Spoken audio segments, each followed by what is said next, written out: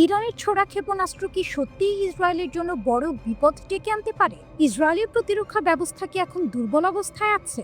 আর এই দুর্বলতাকে কি কাজে লাগাতে চাইছে ইরান? আরো বড় প্রশ্ন হলো, এই কারণেই কি ইরানের বিরুদ্ধে সরাসরি হামলার সিদ্ধান্ত নিতে ভয় পাচ্ছেন মার্কিন প্রেসিডেন্ট ডোনাল্ড ট্রাম্প? প্রথমে একটি বিষয় পরিষ্কার করা দরকার। সামরিক শক্তির দিক থেকে যুক্তরাষ্ট্র ইরানের চেয়ে বহুগুণ শক্তিশালী। আধুনিক বিমান, যুদ্ধজাহাজ, ক্ষেপণাস্ত্র সব ক্ষেত্রেই আমেরিকা এগিয়ে। কিন্তু তারপরও ট্রাম্প বারবার ইরানের বিরুদ্ধে হামলার সিদ্ধান্ত নিয়ে পিছিয়ে যাচ্ছে কেন? এর উত্তর লুকিয়ে আছে ইরানের পাল্টা আঘাত দেওয়ার ক্ষমতার মধ্যে। ইরানের সর্বোচ্চ নেতা আয়াতুল্লাহ আলী খামেনিকে লক্ষ্য করে যদি কোনো হামলা হয়, তাহলে সেটিকে তারা শুধু একটি রাজনৈতিক ঘটনা হিসেবে দেখবে না। ইরানের প্রেসিডেন্ট মাসুদ পেজেশকিয়ান স্পষ্ট ভাষায় বলেছেন, খামেনির ওপর আঘাত মানে ইরানি জাতির বিরুদ্ধে পূর্ণাঙ্গ যুদ্ধ ঘোষণা। এই বক্তব্যের পরই গোটা মধ্যপ্রাচ্যে যুদ্ধের আশঙ্কা নতুন করে মাথা চাড়া দেয়। এখন আসি ইসরায়েলের প্রসঙ্গে। গত বছরের জন্য ইরান ও ইসরায়েলের মধ্যে প্রায় 12 দিন ধরে সরাসরি সংঘর্ষ হয়েছিল। সেই সংঘর্ষে ইরান একসাথে শত শত ব্যালিস্টিক ক্ষেপণাস্ত্র ছোড়ে। তখন ইসরায়েলের সবচেয়ে শক্তিশালী প্রতিরক্ষা ব্যবস্থা আয়রন ডোম ও ডেভিড স্লিং ভীষণ চাপের মুখে পড়ে। ইসরায়েলের সংবাদ মাধ্যম দ্য জেরুজালেম পোস্ট জানায়, সেই সংঘর্ষে ইসরায়েলের বিমান প্রতিরক্ষা ব্যবস্থায় বড় ধরনের ক্ষতি হয়। অনেক সিস্টেম পুরোপুরি ধ্বংস হয়, অনেকগুলো এখনো পুরোপুরি মেরামত করা যায়নি।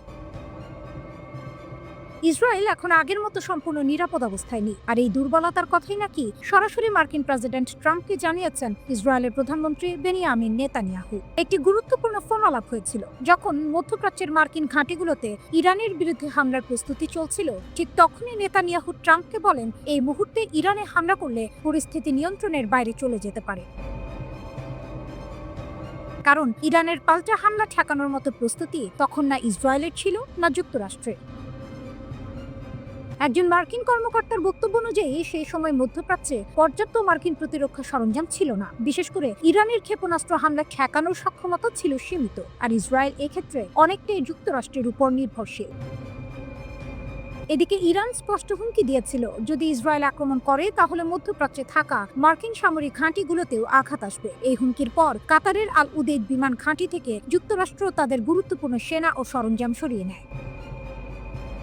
এখন আসি সবচেয়ে গুরুত্বপূর্ণ প্রশ্নে, ইরানের কোন ক্ষেপণাস্ত্র ইসরায়েলকে এতটা ভয় দেখাচ্ছে? ইরানের হাতে রয়েছে দীর্ঘপাল্লার ব্যালিস্টিক মিসাইল, যেমন সেজ্জিল ও খাইবার শেকান। এগুলো উচ্চ গতিতে আঘাত হানে, দিক পরিবর্তন করতে পারে এবং প্রতিরক্ষা ব্যবস্থা ফাঁকি দেওয়ার ক্ষমতা রাখে।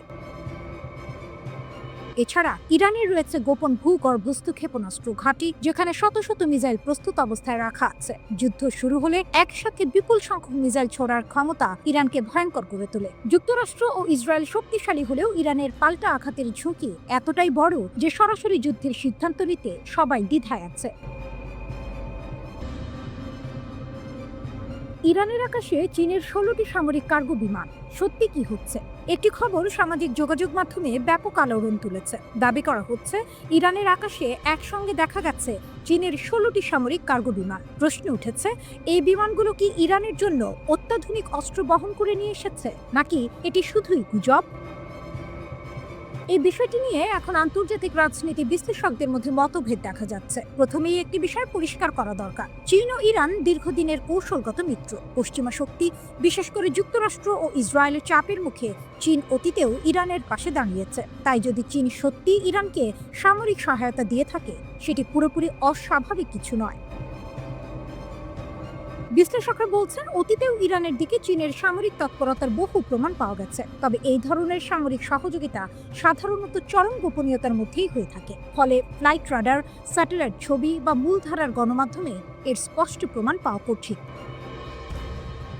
তাহলে 16টি বিমানের দাবি কোথা থেকে এলো? এই দাবির মূল উৎস সামাজিক যোগাযোগ মাধ্যম এক্স।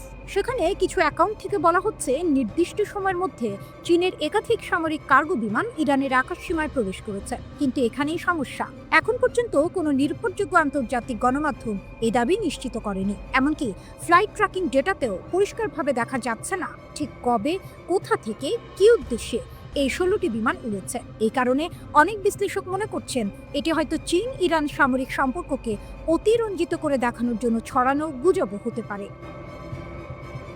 তবুও কেন বিষয়টি গুরুত্ব পাচ্ছে? কারণ চীন ও ইরানের সামরিক সম্পর্ক কাগজে কলমে নয়, বাস্তবেই গভীর। ইরান ও ইসরায়েলের 12 দিনের সংঘর্ষের পর ইরান যখন নিজেদের সামরিক শক্তি পুনর্গঠনে ব্যস্ত ছিল, তখন সবচেয়ে বেশি সহযোগিতা পেয়েছিল চীনের কাছ থেকে। সে সময় পশ্চিমা গণমাধ্যমে এই বিষয়টি নিয়ে বেশ আলোচনা হয়েছিল।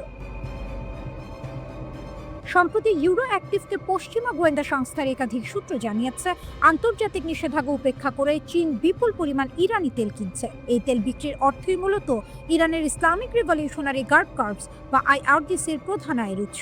চীনের সঙ্গে তেলের এই সম্পর্ক কতটা গভীর? গোপন সূত্রগুলোর দাবি অনুযায়ী ইরানের মোট তেল রপ্তানির প্রায় 90% যায় চীনের হাতে। এই তেল পরিবহনের পুরো প্রক্রিয়াই থাকে চরম গোপনীয়তায়। ব্যবহার করা হয় তথাকথিত ছদ্মবেশী ট্যাঙ্কার, যেগুলো সমুদ্রে চলার সময় নিজেদের ট্র্যাকিং সিগন্যাল বন্ধ করে দেয়। ফলে আন্তর্জাতিক নজরদারি এড়িয়ে সহজেই তেল পরিবহন সম্ভব হয়। এই তেল বিক্রির অর্থ দিয়েই আইআরজিসি ইরানের অভ্যন্তরে সাম্প্রতিক বিক্ষোভ দমন করতে সক্ষম হয়েছে বলে মনে করেন অনেক বিশ্লেষক। শুধু অর্থ নয়, অস্ত্র দিচ্ছে চীন। বিশ্লেষকদের মতে চীন শুধু নগদ অর্থ দিয়ে সাহায্য করছে এমন নয়। গত 6 মাসে ইরানের ব্যালিস্টিক ক্ষেপণাস্ত্র কর্মসূচি পুনর্গঠনে চীন গুরুত্বপূর্ণ ভূমিকা রেখেছে।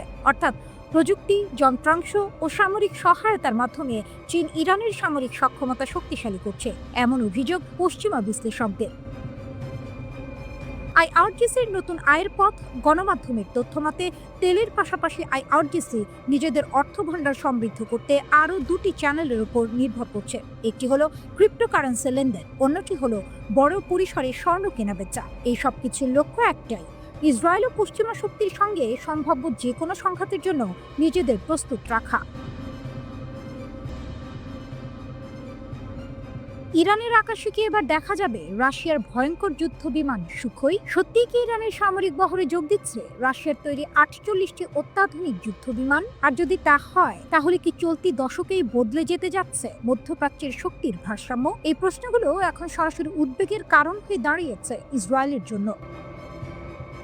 কারণ একদিকে ইরানের সামরিক সক্ষমতা বাড়ছে, অন্যদিকে ইসরায়েলের সামরিক নেতৃত্ব প্রকাশ্যে ইরানের বিরুদ্ধে আকস্মিক হামলার হুঁশিয়ারি দিচ্ছে। ইসরায়েলের প্রতিরক্ষা বাহিনী আইডিএফ এর প্রধান ইয়াল জামিরি সম্প্রতি বলেছেন, ইরানের বিরুদ্ধে হঠাৎ আক্রমণের জন্য তারা পুরোপুরি প্রস্তুত। কিন্তু এখানেই দ্বন্দ্ব। প্রকাশ্যে কঠোর ভাষা ব্যবহার করলেও ইরানের সামরিক শক্তি নিয়ে ভেতরে ভেতরে বেশ চিন্তিত ইসরায়েলের প্রধানমন্ত্রী বেনিয়ামিন নেতানিয়াহু। এই উদ্বেগের অন্যতম কারণ ইরান ও রাশিয়ার সম্ভাব্য সামরিক চুক্তি। তাহলে এই চুক্তিতে কি আছে? পশ্চিমা সংবাদ মাধ্যমের তথ্য অনুযায়ী ইরান প্রায় 6 বিলিয়ন ইউরোর একটি চুক্তিতে রাশিয়ার কাছ থেকে সুখোই Su-35 মডেলের 48টি যুদ্ধ বিমান কিনতে যাচ্ছে। এই যুদ্ধ বিমানগুলোকে বলা হয় 4++ প্রজন্মের ফাইটার জেট, যা কার্যত পঞ্চম প্রজন্মের যুদ্ধ বিমানের কাছাকাছি সক্ষমতা রাখে। এই খবর প্রথম সামনে আনে যুক্তরাজ্য ভিত্তিক সংবাদ মাধ্যম ইরান ইন্টারন্যাশনাল। প্রতিবেদনে দাবি করা হয়, রাশিয়ার রাষ্ট্রায়ত্ত প্রতিরক্ষা সংস্থা রোস্টেকের সহযোগী প্রতিষ্ঠান KRET এর একটি ফাঁস হওয়া নথি থেকে এই তথ্য পাওয়া গেছে। ওই নথি অনুযায়ী 2024 থেকে 2026 সালের মধ্যে রাশিয়া ইরানকে এই যুদ্ধ বিমানগুলোর জন্য প্রয়োজনীয় প্রযুক্তি ও প্রশিক্ষণ দেবে। আর সম্পূর্ণ যুদ্ধ বিমানগুলো ইরান হাতে পেতে পারে 2026 থেকে 2028 সালের মধ্যে। তবে এখানেই আরেকটি গুরুত্বপূর্ণ বিষয় আছে। প্রতিবেদন অনুযায়ী রাশিয়া চাইলে যুদ্ধ বিমানগুলো সরাসরি ইরানে তৈরি করতেও পারে। অর্থাৎ ইরানের নিজস্ব এভিয়েশন ইন্ডাস্ট্রিজ অর্গানাইজেশনের অধীনে রুশ কারিগরি টিম পাঠিয়ে ইরানের মাটিতে সুখোই যুদ্ধ বিমান তৈরি করা হতে পারে। যদি সত্যিই এমনটা হয়, তাহলে শুধু যুদ্ধ বিমান কেনা নয়, ইরান পাবে প্রযুক্তিগত স্বনির্ভরতা, যা দীর্ঘমেয়াদে ইরানের সামরিক শক্তিকে কয়েক ধাপ এগিয়ে দেবে। এদিকে ইরানের এক আইন প্রণেতা সম্প্রতি জানিয়েছেন, রাশিয়ার তৈরি MiG-29 সিরিজের কয়েকটি যুদ্ধ বিমান ইতোমধ্যেই ইরানের সামরিক বহরে যোগ দিয়েছে, আর সুখোই যুদ্ধ বিমানগুলো ধাপে ধাপে যুক্ত হবে। এই সুখোই Su-35 কেন এত ভয়? এই যুদ্ধ বিমানে রয়েছে অত্যাধুনিক রাডার, দীর্ঘপাল্লার ইয়ার টু ইয়ার মিসাইলের বহনের ক্ষমতা, সুপার ম্যানুভারেবিলিটি এবং ইলেকট্রনিক ওয়ারফেয়ার সিস্টেম। সহজ ভাষায় বললে, ইরানের আকাশ প্রতিরক্ষা এবং আক্রমণ দুটোই একসাথে শক্তিশালী হবে। এই কারণেই পশ্চিমা বিশ্ব এবং বিশেষ করে ইসরায়েল এতটা চিন্তিত। এই উদ্বেগের প্রতিফলন দেখা যায় ইসরায়েলের সাম্প্রতিক বক্তব্যে। 19 জানুয়ারি ইসরায়েলের পার্লামেন্টে দাঁড়িয়ে নেতানিয়াহু বলেন, ইরান যদি আক্রমণ করে তাহলে এমন জবাব দেওয়া হবে যা কল্পনার বাইরে। যুদ্ধ শুরু হলে ইরান আর আগের অবস্থায় ফিরতে পারবে না। অন্যদিকে আইডিএফ প্রধান ইয়াল জামিরও স্পষ্ট করে বলেন, ইসরায়েল এখন আক্রমণাত্মক সক্ষমতা অর্জন করেছে এবং আকস্মিক যুদ্ধের জন্য প্রস্তুতি নিচ্ছে। সব মিলিয়ে বলা যায়, ইরান ও রাশিয়া সামরিক চুক্তি বাস্তবায়িত হলে মধ্যপ্রাচ্যে শক্তির সমীকরণ বড়ভাবে বদলে যাবে, আর সেই পরিবর্তনই হয়তো ইসরায়েল ও যুক্তরাষ্ট্রকে এখনই চূড়ান্ত সিদ্ধান্ত নিতে বাধা দিচ্ছে। যুদ্ধ এখনো শুরু হয়নি, কিন্তু প্রস্তুতি সব পক্ষই নিয়ে ফেলেছে। ওয়াশিংটনের বন্ধ দরজার আড়ালে এখন আর সাবধানতার ভাষা নেই, সেখানে কথাবার্তা বদলে গেছে। ওয়াল স্ট্রিট জার্নালের প্রতিবেদন অনুযায়ী মার্কিন প্রেসিডেন্ট ডোনাল্ড ট্রাম্প এখন তার উপদেষ্টাদের কাছ থেকে চাইছেন ডিসিসিভ অপশনস, অর্থাৎ প্রতীকী নয়, সীমিত নয়, সরাসরি চূড়ান্ত পদক্ষেপ। ইরানের উপর হামলা থেকে সরে এসেছিলেন ট্রাম্প, কিন্তু এখন আবার তিনি মার্কিন সামরিক শক্তি ব্যবহারের বিষয়টি গুরুত্ব দিয়ে ভাবছেন। আর এই ভাবনা শুধু কথায় সীমাবদ্ধ নেই, বাস্তব প্রস্তুতিও শুরু হয়ে গেছে। মধ্যপ্রাচ্যে একের পর এক মার্কিন সামরিক সরঞ্জাম পাঠানো হচ্ছে। একটি বিমানবাহী রণতরী এগিয়ে যাচ্ছে পারস্য উপসাগরের দিকে। জর্ডানে অবতরণ করেছে 15টি F-15 স্ট্রাইক ঈগল যুদ্ধ বিমান, সঙ্গে রয়েছে রিফুয়েলিং ট্যাঙ্কার, কার্গো বিমান, ফাইটার স্কোয়াড্রন। এটি কোনো মহড়া নয়, এটি সরাসরি যুদ্ধের প্রস্তুতি, যাকে সামরিক ভাষায় বলা হয় পশ্চার। মার্কিন কর্মকর্তাদের মতে ট্রাম্প অভ্যন্তরীণ আলোচনায় বারবার একটি শব্দ ব্যবহার করছেন, ডিসিসিভ। এই শব্দটাই পেন্টাগন এবং হোয়াইট হাউসকে নড়ে চড়ে বসতে বাধ্য করেছে। এমন সব পরিকল্পনা তৈরি করা হচ্ছে যেগুলো শুধু সীমিত হামলায় থেমে থাকবে না, বরং ইরানের শীর্ষ নেতৃত্বকেও লক্ষ্যবস্তু করতে পারে। এখনো চূড়ান্ত আদেশ দেওয়া হয়নি, কিন্তু সামরিক হামলার বিকল্প আর টেবিলের বাইরে নেই। সাংবাদিকরা যখন প্রশ্ন করেন ইরানের বিরুদ্ধে সামরিক বিকল্প কি এখনো খোলা আছে, ট্রাম্প কোনো স্পষ্ট উত্তর দেন না, শুধু বলেন দেখা যাক কি হয়।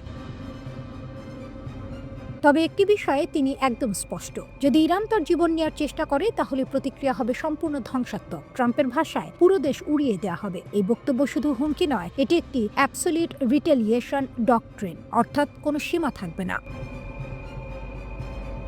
এই পরিস্থিতিতে পেন্টাগন আরও যুদ্ধ বিমান পাঠাচ্ছে। মধ্যপ্রাচ্যে এখন 3টি স্ট্রাইক ঈগল স্কোয়াড্রন অবস্থান করছে। এর পাশাপাশি রয়েছে F-16A-10 যুদ্ধ বিমান, আর সবচেয়ে গুরুত্বপূর্ণ USS আব্রাহাম লিঙ্কন বিমানবাহী রণতরী। এই রণতরীর সঙ্গে রয়েছে F-35 stealth fighter, super Hornet এবং ইলেকট্রনিক ওয়ারফেয়ার জেট, যেগুলো শত্রুপক্ষের রাডার অন্ধ করে দিতে পারে। এই একই বাহিনী অতীতে ইরানের ড্রোন ভূপাতিত করেছে, পারমাণবিক স্থাপনায় হামলা চালিয়েছে। এবার তারা আবার ফিরে এসেছে।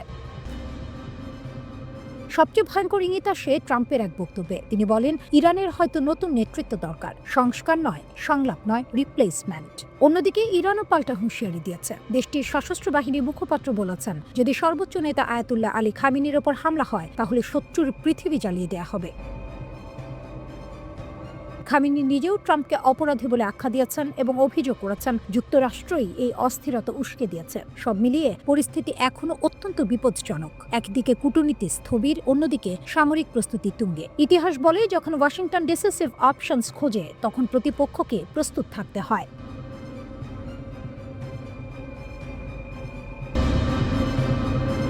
ইরান ও যুক্তরাষ্ট্রের মধ্যে উত্তেজনা আবারও বিপজ্জনক পর্যায়ে পৌঁছেছে। দুপক্ষের বক্তব্যে এখন আর কূটনৈতিক ভাষা নেই, আছে সরাসরি হুমকি, পাল্টা হুমকি এবং শক্তি প্রদর্শন। প্রশ্ন হচ্ছে, এই উত্তেজনা কি আবার যুদ্ধের দিকে গড়াচ্ছে? ইরানের সশস্ত্র বাহিনীর মুখপাত্র জেনারেল আবুল ফাজল শাখারি সরাসরি বলেছেন, ট্রাম্পের হুমকিকে আমরা খুব একটা গুরুত্ব দিই না, কিন্তু যদি আমাদের সর্বোচ্চ নেতার দিকে কোনো আক্রমণাত্মক হাত বাড়ানো হয় তাহলে সেই হাত কেটে ফেলা হবে। শুধু তাই নয়, তিনি আরও বলেন, আমরা তাদের শান্তি ও নিরাপত্তা কেড়ে নেব, তাদের পৃথিবী আগুনে পুড়বে। এই বক্তব্য এসেছে এমন এক সময়ে যখন ডোনাল্ড ট্রাম্প প্রকাশ্যে বলেছেন ইরানের নেতৃত্ব পরিবর্তনের প্রয়োজন আছে, অর্থাৎ শুধু নীতি পরিবর্তন নয়, শাসন ব্যবস্থাই বদলাতে হবে, এমন ইঙ্গিত দিয়েছেন তিনি। ইরান এই মন্তব্যকে সরাসরি শাসক গোষ্ঠীর ওপর আঘাত হিসেবে দেখছে। ট্রাম্প দাবি করেছেন ইরানে 800-এর বেশি মানুষকে ফাঁসি দেওয়ার পরিকল্পনা ছিল। যুক্তরাষ্ট্র কড়া বার্তা দেওয়ার পর তেহরান সেই পরিকল্পনা থেকে সরে আসে। ট্রাম্প বলেন, আমরা জানিয়ে দিয়েছিলাম এটা হলে খুব খারাপ দিন আসবে। এরপর তারা কাউকে ফাঁসি দেয়নি। তবে তিনি এটাও বলেছেন, ভবিষ্যতে কি হবে সেটা বলা যায় না, অর্থাৎ সামরিক বিকল্প এখনও পুরোপুরি বন্ধ নয়। এই উত্তেজনার মূল কারণ শুরু হয় গত বছরের 28 ডিসেম্বর। ইরানে অর্থনৈতিক সংকট, মুদ্রার ব্যাপক পতন ও বেকারত্বের কারণে দেশ জুড়ে বিক্ষোভ শুরু হয়। সরকার কঠোর হাতে তা দমন করে। যুক্তরাষ্ট্রভিত্তিক মানবাধিকার সংস্থাগুলোর দাবি, এই দমনে অন্তত 4510 জন নিহত হয়েছে। ইরানের সর্বোচ্চ নেতা আয়াতুল্লাহ আলী খামেনি এসব মৃত্যুর জন্য সরাসরি যুক্তরাষ্ট্রকে দায়ী করেছেন। তিনি ট্রাম্পকে অপরাধী আখ্যা দিয়ে বলেছেন, যুক্তরাষ্ট্রই এই অস্থিরতা উস্কে দিয়েছে। এই পরিস্থিতিতে আরেকটি গুরুতর আশঙ্কার কথা বলেছেন আন্তর্জাতিক বিশ্লেষকরা। সাবেক পারমাণবিক অস্ত্র পরিদর্শক ডেভিড অলব্রাইট বলেছেন, ইরানের ভেতরে যদি দীর্ঘদিন বিশৃঙ্খলা চলতে থাকে তাহলে দেশটি তার পারমাণবিক স্থাপনাগুলো সুরক্ষিত রাখতে ব্যর্থ হতে পারে। ইন্টারনেট বন্ধ, প্রশাসনিক অচলাবস্থা সব মিলিয়ে পারমাণবিক নিরাপত্তা ঝুঁকির মুখে পড়তে পারে।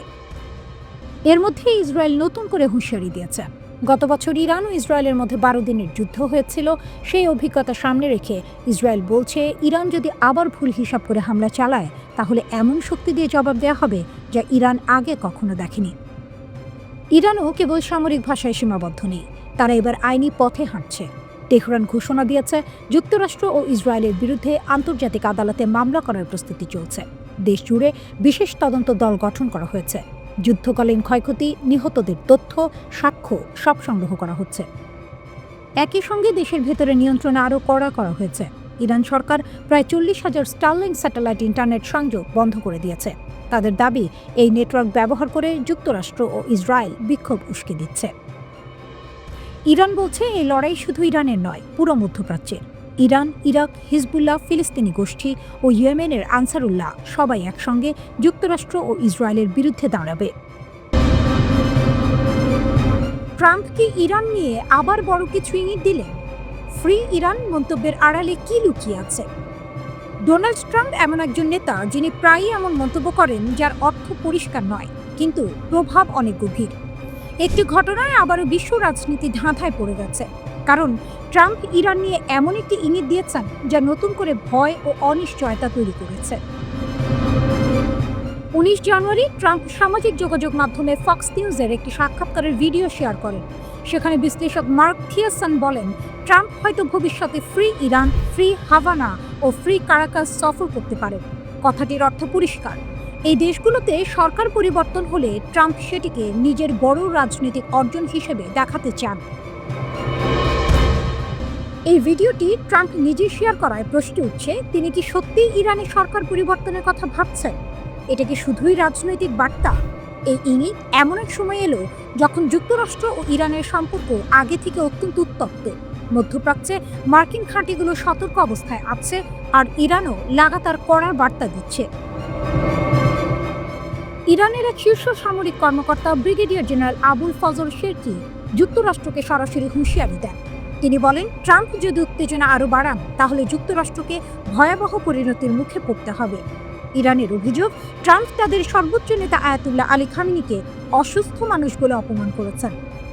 পলিটিকোকে দেয়া এক সাক্ষাৎকারে ট্রাম্প বলেন, ইরানের নতুন নেতৃত্ব দরকার এবং চলমান বিক্ষোভ তার কথারই প্রমাণ। ইরানের দৃষ্টিতে এসব বক্তব্য শুধুই মতামত নয়, এগুলো সরাসরি হুমকি। ব্রিগেডিয়ার জেনারেল শেরকি আরও এক ধাপ এগিয়ে বলেন, ইরান ট্রাম্পের কথাবার্তাকে হালকাভাবে নেয় না। তবে তিনি হুঁশিয়ারি দেন, যদি কেউ ইরানের সর্বোচ্চ নেতার দিকে হাত বাড়ায় তাহলে শুধু সেই হাত কাটা হবে না, বরং পুরো দুনিয়া আগুনে জ্বলবে। তিনি বলেন, এটি কোনো স্লোগান নয়, এটি বাস্তব প্রতিশ্রুতি। ইরানের ওপর আক্রমণ হলে শত্রুদের জন্য কোনো জায়গা নিরাপদ থাকবে না। এর আগের দিন অর্থাৎ 18 জানুয়ারি ইরানের প্রেসিডেন্ট মাসুদ পেজেশকিয়ান বলেন, খামেনির ওপর হামলা মানে ইরানের বিরুদ্ধে সর্বাত্মক যুদ্ধ ঘোষণা। খামেনির সরাসরি অভিযোগ, 17 জানুয়ারি আয়াতুল্লাহ খামেনি নিজেও ট্রাম্পের বিরুদ্ধে কড়া ভাষায় কথা বলেন।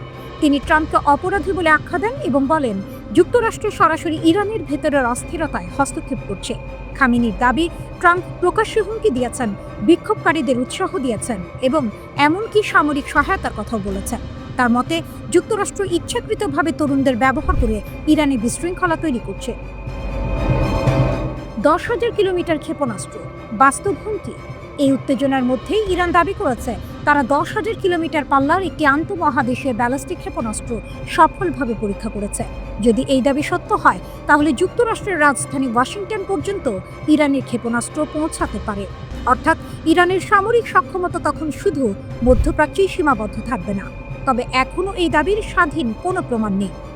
বিশ্লেষকরা বলছেন, ইরানের বক্তব্য যাচাই করা হয়নি। তাহলে আসল বার্তাটা কি?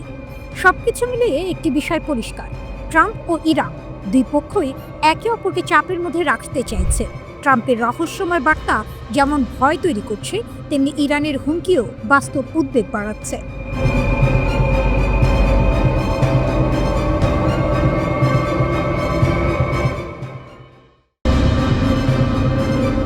ইরান কি সত্যিই ট্রাম্পকে হত্যা করার হুমকি দিচ্ছে? আর সেই ভয়ে কি ইরানকে মুছে ফেলার কথা বললেন ট্রাম্প? মার্কিন রাজনীতি ও মধ্যপ্রাচ্যের রাজনীতিতে একসঙ্গে আলোড়ন তুলেছে ডোনাল্ড ট্রাম্পের একটি মন্তব্য। একটি টেলিভিশন সাক্ষাৎকারে মার্কিন প্রেসিডেন্ট ট্রাম্প বলেন, যদি ইরান কখনো তাকে হত্যার চেষ্টা করে তাহলে যুক্তরাষ্ট্র ইরানকে পৃথিবীর মানচিত্র থেকেই মুছে ফেলবে। এই মন্তব্য শুনে অনেকেই প্রশ্ন তুলছেন, এটা কি শুধুই কড়া ভাষা? সত্যি ট্রাম্প ভেতরে ভেতরে ভয় পাচ্ছেন? ট্রাম্পের বক্তব্য অনুযায়ী তিনি আগেই মার্কিন সামরিক ও জাতীয় নিরাপত্তা কর্মকর্তাদের সরাসরি নির্দেশ দিয়েছেন, যদি তার বিরুদ্ধে কোনো হত্যার ষড়যন্ত্র হয় তাহলে ইরানকে সম্পূর্ণভাবে ধ্বংস করে দিতে হবে। অর্থাৎ এটি শুধু মুখের কথা নয়, বরং নীতিগত নির্দেশনার কথাও তিনি প্রকাশ্যে স্বীকার করেছেন। এই বক্তব্য আসে এমন এক সময় যখন ইরান ও যুক্তরাষ্ট্রের সম্পর্ক চরম উত্তেজনার মধ্য দিয়ে যাচ্ছে। উত্তেজনার শুরু কোথা থেকে? ট্রাম্পের মন্তব্যের ঠিক আগে ইরানের এক শীর্ষ সামরিক কর্মকর্তা brigadier general Abul Fazal Cherki যুক্তরাষ্ট্রকে হুঁশিয়ারি দেন। তিনি বলেন, ইরানের বিরুদ্ধে সামরিক হুমকি দিলে তার কঠোর জবাব দেওয়া হবে। এর পাশাপাশি ট্রাম্প প্রকাশ্যে ইরানের সর্বোচ্চ নেতা আয়াতুল্লাহ আলী খামেনিকে অসুস্থ মানুষ বলে মন্তব্য করেন। ইরানের পক্ষ থেকে এটিকে চরম অপমান হিসেবে দেখা হয়। ট্রাম্প আরও এক ধাপ এগিয়ে বলেন, ইরানের বর্তমান শাসন ব্যবস্থার অবসান হওয়া উচিত। অতীতে তিনি হুঁশিয়ারি দিয়েছেন, যদি ইরান সরকার বিরোধী বিক্ষোভকারীদের ফাঁসি দেয় তাহলে যুক্তরাষ্ট্র সামরিক হামলা চালাবে। এক সংবাদ সম্মেলনে ট্রাম্প দাবি করেন, ইরান নাকি 837 জন মানুষকে একসঙ্গে ফাঁসি দেওয়ার পরিকল্পনা করেছিল। ট্রাম্প বলেন, তিনি ইরানকে জানিয়ে দেন এটা হলে তাদের জন্য খুব খারাপ দিন আসবে। তার দাবি অনুযায়ী এই হুমকির পরেই ইরান নাকি ফাঁসি কার্যকর করা থেকে সরে আসে। যুক্তরাষ্ট্রকে যুদ্ধের প্রস্তুতি নিচ্ছে। মার্কিন সংবাদ মাধ্যম দ্য ওয়াল স্ট্রিট জার্নাল জানাচ্ছে, ট্রাম্প তার শীর্ষ সামরিক ও প্রতিরক্ষা কর্মকর্তাদের ইরান বিষয়ে স্পষ্ট সামরিক পরিকল্পনা তৈরি করতে বলেছেন। পেন্টাগন নাকি একাধিক বিকল্প প্রস্তুত রেখেছে। ইরানের সরকারকে অস্থিতিশীল করার পরিকল্পনা, আইআরজিসি বা ইসলামিক রিভলিউশনারি গার্ডের ঘাঁটিতে লক্ষ্যভিত্তিক বিমান হামলা, প্রয়োজনে শাসন পরিবর্তনের কৌশল। এই পরিস্থিতির মধ্যেই যুক্তরাষ্ট্র একটি বিমানবাহী রণতরী বহর ও যুদ্ধ বিমান মধ্যপ্রাচ্যে পাঠিয়েছে। ইরানের 10,000 কিলোমিটার ক্ষেপণাস্ত্র বাস্তব নাকি ভয় দেখানো? একই সময়ে ইরান দাবি করেছে তারা 10,000 কিলোমিটার পাল্লার একটি আন্তঃমহাদেশীয় ব্যালিস্টিক ক্ষেপণাস্ত্রের পরীক্ষা সফলভাবে চালিয়েছে। এই দাবি সত্য হলে তাত্ত্বিকভাবে যুক্তরাষ্ট্রের বড় অংশ ইরানের ক্ষেপণাস্ত্রের আওতায় চলে আসে। যদিও এই তথ্য এখনো পুরোপুরি যাচাই হয়নি, তবে এটি নিঃসন্দেহে চাপ বাড়িয়েছে। তাহলে ট্রাম্প কি ভয় পাচ্ছেন? সবকিছু মিলিয়ে একটি বিষয় পরিষ্কার, ট্রাম্প শুধু হুমকি দিচ্ছেন, তিনি নিজের নিরাপত্তা নিয়েও অস্বস্তিতে আছেন। প্রকাশ্যে হত্যার আশঙ্কার কথা বলা, আগাম সামরিক নির্দেশ দেয়া, এসব সাধারণত আত্মবিশ্বাসী নেতাদের আচরণ নয়। অন্যদিকে ইরানও চাপের মুখে রয়েছে অভ্যন্তরীণ বিক্ষোভ, অর্থনৈতিক সংকট, আন্তর্জাতিক নিষেধাজ্ঞা। এই দুই পক্ষের শক্তির লড়াইয়ের মাঝে সবচেয়ে বড় প্রশ্ন একটাই, এই উত্তেজনা কি কথার মধ্যে সীমাবদ্ধ থাকবে নাকি বাস্তব সংঘাতে রূপ নেবে?